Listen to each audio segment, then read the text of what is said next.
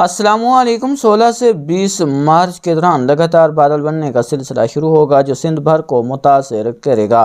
اس دوران کراچی سمیت حیدرآباد، سکھر، لاڑکانہ، نواب شاہ، خیرپور، میرٹھ، جیکب آباد، شہداد کوٹ، کشمور کوٹ کی منجو دوڑو، گمبٹ، نوشہر و فیروز، رانی پور، پنوا، کلسانگڑ، میر پور خاص، عمر کوٹ، اسلام کوٹ، ننگر پارکر، ٹنڈو آدم، ٹنڈو محمد خان، ٹنڈو اللہ یار، کوٹری، روڑھی، سہون، دادو، جوہی، وئی پاندی، مورو، مہر، شکارپور اور دیگر علاقوں میں گرج چمک، تیز ہواؤں یا آندھی کے ساتھ کہیں ہلکی تو کہیں درمیانی سے تیز بارشیں متوقع ہیں۔ اس دوران سندھ کے کئی علاقوں میں ژالہ باری اور بجلی گرنے کے خطرات بھی موجود رہیں گے۔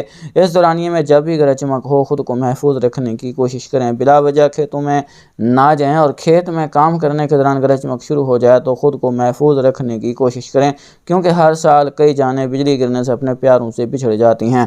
ہو سکے تو اس پیغام کو آگے بھی شیئر کریں۔ عالمی موسمیاتی اداروں کی تازہ ترین رپورٹ کے مطابق مونسون سیزن کے دوران ایل نینو کا زیادہ منفی اثر نہیں پڑے گا۔ جون، جولائی، اگست کے دوران کراچی سمیت سندھ بھر میں معمول کے مطابق مونسون بارشیں برسنے کی امید ابھی بھی باقی ہے۔ یاد رکھیں، مونسون کے بعد ایل نینو کی شدت بڑھے گی تو امید کی جا سکتی ہے کہ ستمبر کے آخر اور اکتوبر میں مغربی سلسلوں کا اثر بھی دیکھنے کو ملے گا۔ مئی اور ستمبر میں بحیرہ عرب میں سمندری طوفان بننے کے امکانات بھی موجود ہیں۔ ان کا کتنا اثر پڑے گا یہ تو طوفان بننے کے بعد ہی کنفرم ہوگا۔